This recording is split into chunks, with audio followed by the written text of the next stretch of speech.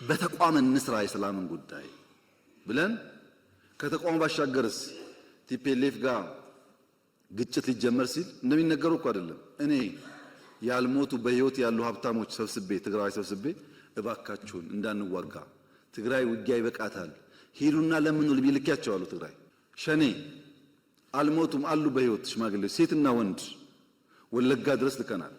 ሽማግሌዎች ሸኔ አንበርክኳል አሉ በህይወት ሂዱ ባካችሁ ለምን ብለን ልከናል።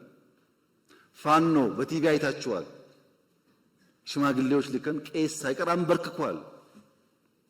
ባካችሁ ይቅር አይጠቅምም፣ ማሸነፍ አይቻልም። በዛ መንገድ ጊዜ የምናባክነው ይቅር ብለን ሞክረናል። የሚታወቅ ፋክት ነው።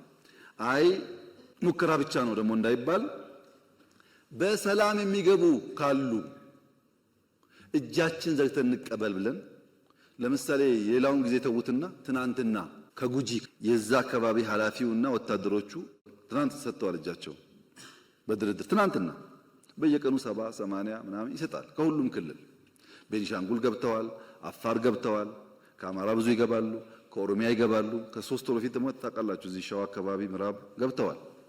ክፍት ነው። ገብተዋል ብቻ እንዴ አይደለም፣ ሹመኞች ናቸው።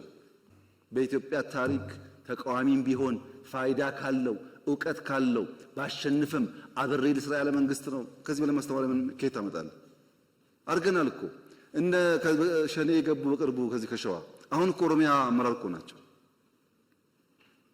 አሁንም የሚጠቅም ነገር ያለው ሰው ከመጣ እኛ ክፍት ነን። ለሱ አይደለም ለኔ አይደለም ለኢትዮጵያ ሲባል ጠቅላይ ሚኒስትርነትሳ እሱ ነው ጸቡ ካላችሁኝ እውነት እላችኋለሁ በሰላማዊ መንገድና በምርጫ እስከሆነ ድረስ ጠቅላይ ችግር የለውም። መጥፎ የሚሆነው እኔ ብቻ ነኝ የምችለው እናንተ አትችሉ ምናምን እሱ ጥሩ አይደለም። ከሱ ውጭ ግን በንግግርና በውይይት ችግር የለም።